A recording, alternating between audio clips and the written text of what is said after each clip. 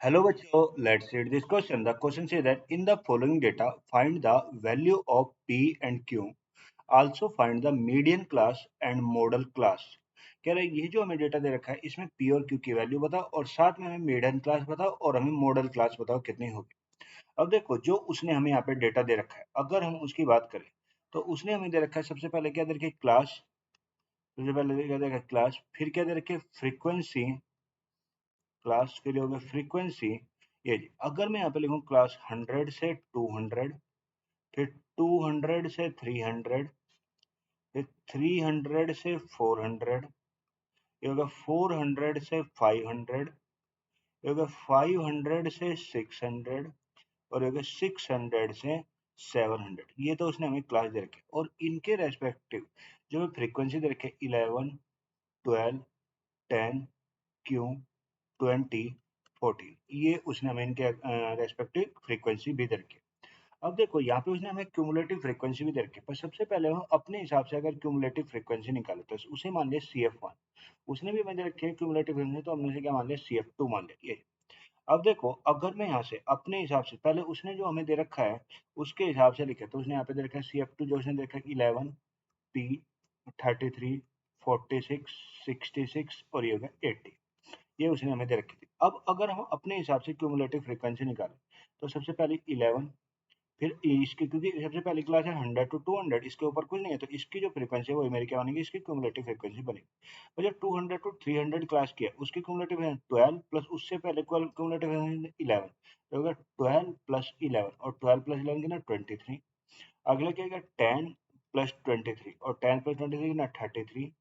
फिर ये कितना क्यू प्लस 33, तो ये बनेगा अगले की तो क्यू प्लस 33। उससे अगले की निकालें 20 प्लस 33 प्लस क्यू, तो 20 प्लस क्यू प्लस 33 ये, तो 20 प्लस क्यू प्लस 33 ये आ गया। अगर 20 प्लस क्यू प्लस 33 आ जाएगा तो ये कितना बनेगा, ये बनेगा 53 प्लस क्यू, ये होगा 53 प्लस क्यू। अगला क्या बनेगा 14 प्लस 14 प्लस 53 प्लस कितना क्यू, और 14 प्लस 53 प्लस क्यू, तो 14 प्लस 53 कितना हो जाएगा, ये हो जाएगा भाई 4 3 7, 67 प्लस कितना हो जाएगा क्यू हो जाएगा 67 प्लस क्यू ये। तो मैंने अपने हिसाब से सबकी क्यूमुलेटिव फ्रीक्वेंसी भी निकाली ये। तो इस तरीके से मेरी आ गई। अब देखो अगर मैंने यहाँ पे क्यूमुलेटिव फ्रीक्वेंसी निकाली, अब मैं सबसे पहले क्या करता हूँ कंपैरिजन करता हूँ। अगर मैं जो मुझे मैंने निकाली और जो मुझे गिवन थी उनकी क्यूमुलेटिव फ्रीक्वेंसी निकाली ऑन कंपैरिजन, अगर मैं यहाँ पे कंपैरिजन करूँ ऑन कंपैरिजन, अगर मैं कंपैरिजन करेंगे तो यहाँ कितना 11। सबसे पहले भाई मेरी सेकंड क्लास की 200 से 300 की जो क्यूमुलेटिव फ्रीक्वेंसी मेरे हिसाब से आई 23 और उसने हमें कितना आएगा P। तो हम कंपैरिजन करेंगे तो P का मान किसके बराबर आएगा 23 के बराबर आएगा। P किसका 23 के। अगला ये P तो निकलेगा 23। अगले में जो हमारी 400 टू 500 तक की मेरे हिसाब से क्यूमुलेटिव फ्रीक्वेंसी Q प्लस 33 और उसके हिसाब से कितना 46। तो मैं कह सकता हूँ Q प्लस 33 है वो मेरा किसके बराबर 46 के बराबर। तो अगर मैं ऐसे Q का मान निकालता हूँ 46 माइनस 33, तो 6 में से 3 गया 3 और 4 में से 3 गया 1, तो Q का जो मान निकल के आ गया वो कितना आ गया 13 आ गया। Q का मान कितना आ गया 13। तो मैंने P की वैल्यू भी निकाली और साथ में मैंने Q की वैल्यू भी निकाली, P भी निकल गया और Q भी निकल गया। इसके बाद हमें निकालना है मीडियन क्लास और मेजर क्या निकालना है मॉडल क्लास निकालना है। अब देखो अगर मैं यहाँ पे सबका फ्रीक्वेंसी का टोटल करूँ, अब जो मेरे फ्रीक्वेंसी दे रखे हैं मैंने यहाँ पे पी की वैल्यू भी निकाली और क्यू की वैल्यू भी निकाली, तो अगर मैं इन सारी फ्रीक्वेंसी का टोटल करूंगा तो इसका टोटल वही आएगा जो मेरी लास्ट की क्यूमुलेटिव फ्रीक्वेंसी थी। तो यहाँ पे लास्ट में क्यूमुलेटिव फ्रीक्वेंसी कितनी दे रखी थी 80, तो इन सब का टोटल कितना आएगा 80 आएगा। और ये मेरा किसकी वैल्यू है एन की वैल्यू है जी ये।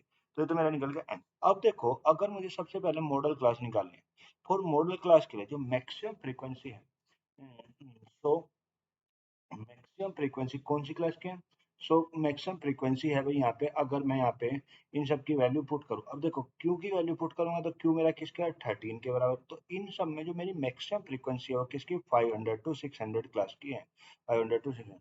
सो class class having maximum frequency,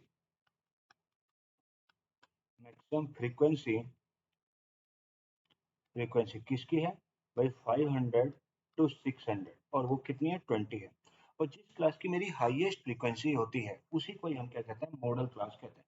सो यहाँ से निकल के आ गया, सो मॉडल क्लास जो मेरी यहाँ पे मॉडल क्लास होगी, सो मॉडल क्लास मॉडल क्लास जो होगी वो मेरी कौन सी होगी, 500 टू 600 होगी, 500 टू 600, ये तो मेरी ये निकल गया ये। अब मॉडल क्लास का आ गया 500 टू 600। अब बात करते हैं मीडियन क्लास की। अब देखो यहाँ पे जो मेरे एन की वैल्यू आई थी वो कितनी निकल के आई थी भाई, एन की जो वैल्यू निकल के आई थी वो थी 80। तो अगर एन की वैल्यू मेरी 80 है, अब अगर मैं यहाँ से इसे, भाई अगर ये एन की वैल्यू तो 80 है, तो अगर मैं यहाँ पे एन बाई टू निकालू, एन बाई टू निकालू तो एन बाई टू कितना, 80 अपॉन टू, और 80 अपॉन टू कितना हो गया 40, यानी जो मेरे एन बाई टू की वैल्यू आ रही है वो कितनी है, 40 आ रही है। अब देखो इसके नियरेस्ट जो मेरी क्यूमुलेटिव फ्रीक्वेंसी है, इसके नियरेस्ट जो मेरी क्यूमुलेटिव फ्रीक्वेंसी है वो कितनी है भाई, वो है 46।